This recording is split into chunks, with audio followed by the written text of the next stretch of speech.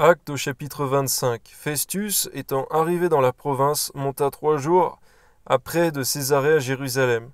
Les principaux sacrificateurs et les principaux d'entre les Juifs lui portèrent plainte contre Paul. Ils firent des instances auprès de lui, et, dans des vues hostiles, lui demandèrent comme une faveur qu'il le fît venir à Jérusalem. Ils préparaient un guet-apens pour le tuer en chemin. Festus répondit que Paul était gardé à Césarée, que lui-même devait partir sous peu. Que les principaux d'entre vous descendent avec moi, dit-il, et s'il y a quelque chose de coupable en cet homme, qu'il l'accuse. Festus ne passa que 8 à 10 jours parmi eux, puis il descendit à Césarée. Le lendemain, s'étant assis sur son tribunal, il donna l'ordre qu'on amenât Paul.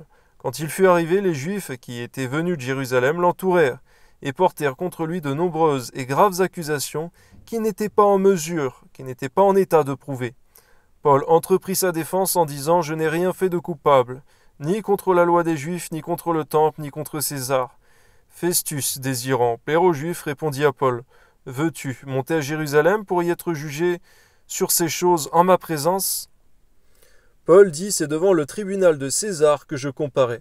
C'est là que je dois être jugé. Je n'ai fait aucun tort aux Juifs, comme tu le sais fort bien.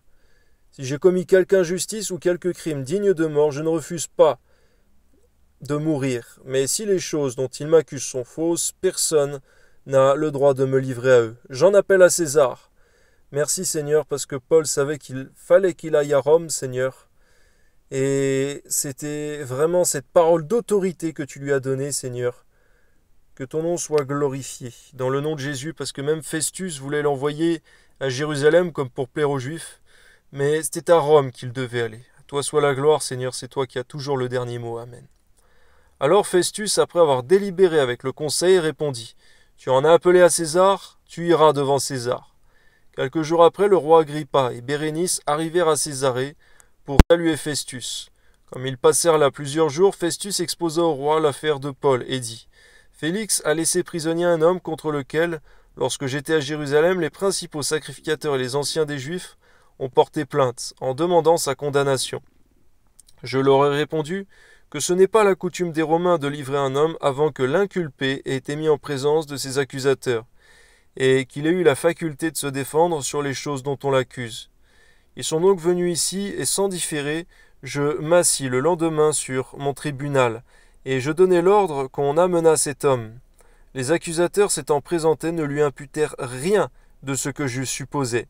Ils avaient avec lui des discussions relatives à leur religion particulière, et à un certain Jésus qui est mort et que Paul affirmait être vivant. Alléluia. Ne sachant quel parti prendre dans ce débat, je lui demandai s'il voulait aller à Jérusalem pour y être jugé sur ces choses. Mais Paul, en ayant appelé pour que sa cause fût réservée à la connaissance de l'empereur, j'ai ordonné qu'on le gardât jusqu'à ce que je l'envoyasse à César. Agrippa dit à Festus, je voudrais aussi entendre cet homme. Demain, répondit Festus, tu l'entendras. Le lendemain donc, Agrippa et Bérénice vinrent en grande pompe, et entrèrent dans le lieu de l'audience avec les tribuns et les principaux de la ville. Sur l'ordre de Festus, Paul fut amené.